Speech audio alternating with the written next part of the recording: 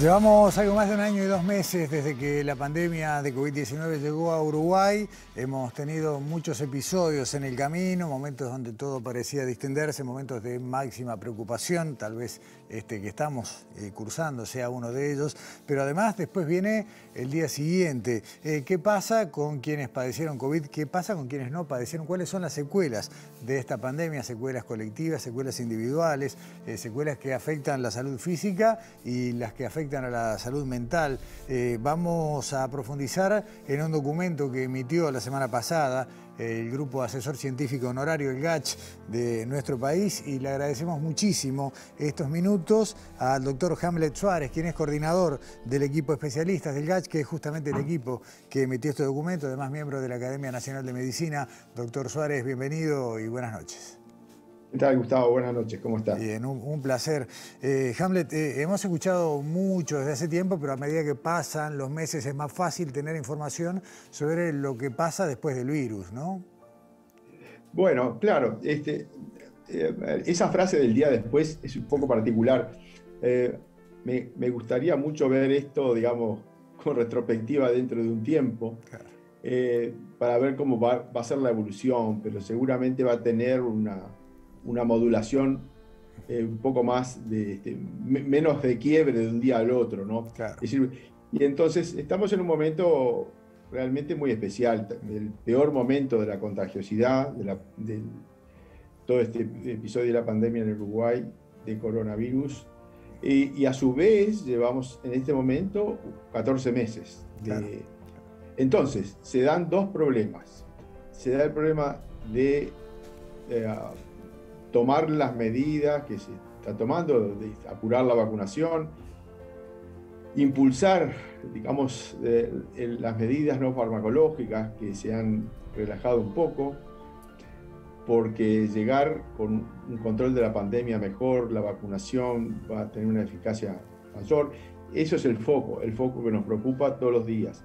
Y el otro es todo lo que dejamos de hacer y se empezó a acumular y a complicar en 14 meses de restricción de la asistencia de salud en otras áreas. Lo que nosotros dijimos en el documento es secuelas que son consecuencia del virus SARS-CoV-2, lo que llamamos post-COVID. Y las secuelas en la salud de la comunidad, del país, en toda la patología no vinculada al COVID. Entonces, por eso el término de no COVID. Entonces, ahí lo que fue una visión generada de distintas áreas de la medicina, de la especialidad, divididas, digamos, en lo que fue diagnóstico, la visión de la realidad, y después pautas para reconstruir o recomponer rápidamente la asistencia en cada área. Cada área tiene especificidades, tanto la nefrología como la neurología, pero hay un denominador común que sería interesante fijarlo, que es el incremento de la presencialidad en el diagnóstico y la asistencia médica. La asistencia remota ha sido una muy buena ayuda, pero no es sustitutiva, no sustituye a la presencialidad. Los diagnósticos médicos requieren eso, ¿verdad? Doctor Suárez, ustedes en el documento analizaban lo que tenía que ver con las consecuencias, no importa si uno padece o, no, o haya padecido o no la enfermedad, a todos nos va a llegar, y el tema de la falta de presencialidad en la consulta médica ha sido delicado en un montón de abordajes. Claro, eso se vio en todo el mundo. Las medidas de restricción generan varios impactos. La realidad de la restricción, el temor de la gente a la consulta. Entonces, después de 14 meses, eso hay que, digamos, subsanarlo. No podemos pensar en continuar una restricción de este tipo en lo que es asistencia. Entonces, hay que apuntar a maximizar las medidas de elección de la presencialidad, y en ese sentido es importante que la presencialidad no esté decidida por una orden administrativa, sino por el médico, que sepa cuándo puede controlar a un enfermo o seguirlo, digamos, en forma remota, y cuándo es imprescindible la presencialidad, que es, por otra parte, la mayor parte de las veces que uno se enfrenta a una primera consulta o algo por así.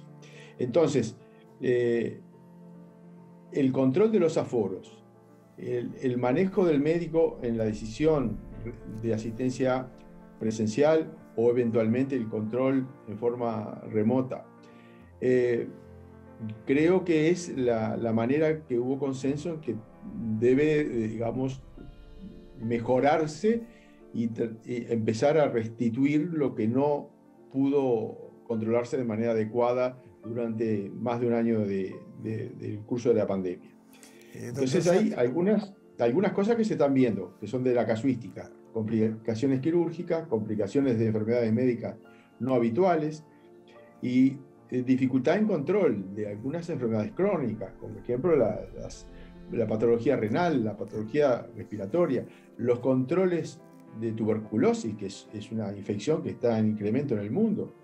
Es decir, que se hicieron como un poco más de 20% menos de tratamientos de contacto de tuberculosis el año pasado.